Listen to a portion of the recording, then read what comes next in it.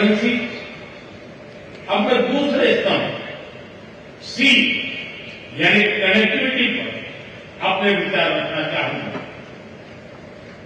भारत का हमेशा से मत रहा है कि मजबूत कनेक्टिविटी से केवल व्यापार ही नहीं बल्कि विश्वास और विकास के द्वार भी खुलते हैं।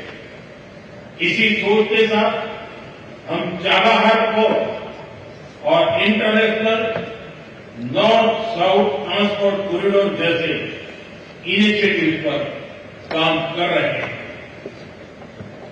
इनसे हम अफगानिस्तान और मध्य एशिया के साथ संपर्क बढ़ा सकते हैं। हमारा मानना है कि कनेक्टिविटी के हर प्रयास में संप्रभुता और क्षेत्रीय अखंडता का सम्मान होना चाहिए। यही एससीओ चार्टर के मूल सिद्धांतों में भी विदित है। Connectivity that bypasses sovereignty, losing trust and meaning. Excellency, तीसरा स्तंभ है ओ यानी opportunity. Opportunity for cooperation and reform.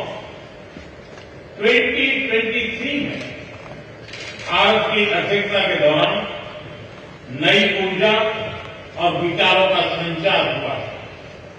Startup और innovation, traditional medicine, youth empowerment, digital inclusion और शेयर्ड बुद्धिस्ट हेरिटेज जैसे नए विषयों को अपने सहयोग में जोड़ा। हमारा प्रयास था कि एससीओ को सरकारों के परे भी ले जाए। सामान्य मानवी, यंग साइंटिस्ट, स्कॉलर्स और स्टार्टअप को भी आपस में जोड़े।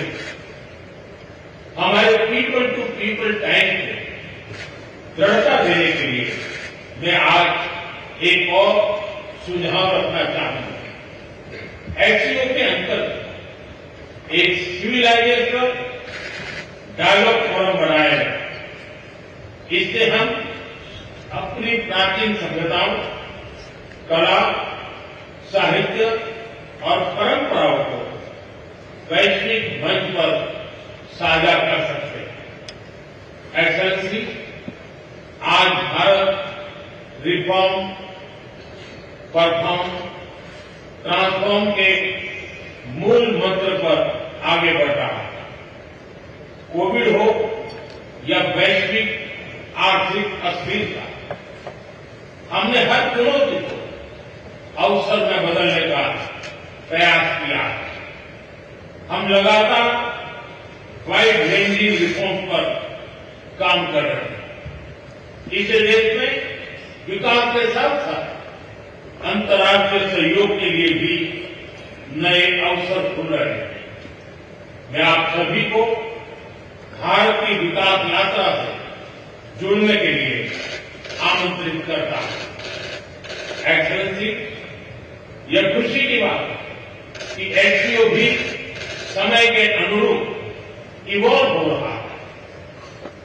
ऑर्गेनाइज्ड क्राइम, ड्रग ट्रैफिकिंग और साइबर सिक्योरिटी जैसी समकालीन चुनौतियों से निपटने के लिए 4 नए केंद्र बनाए जा रहे हैं। हम इस रिफॉर्म ओरिएंटेड माइंडसेट का स्वागत करते हैं।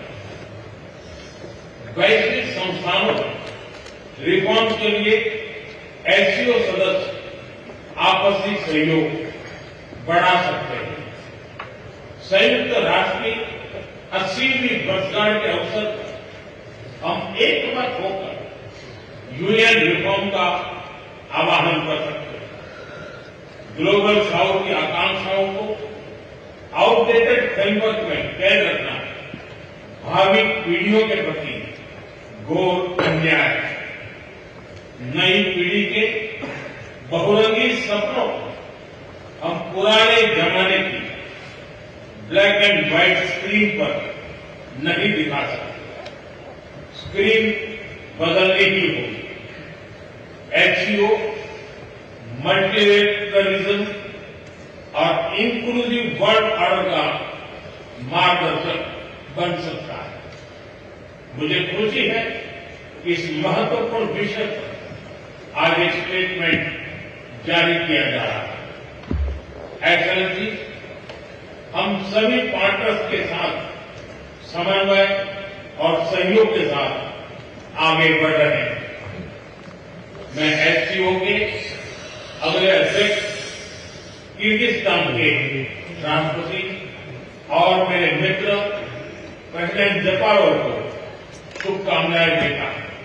बहुत बहुत धन्यवाद।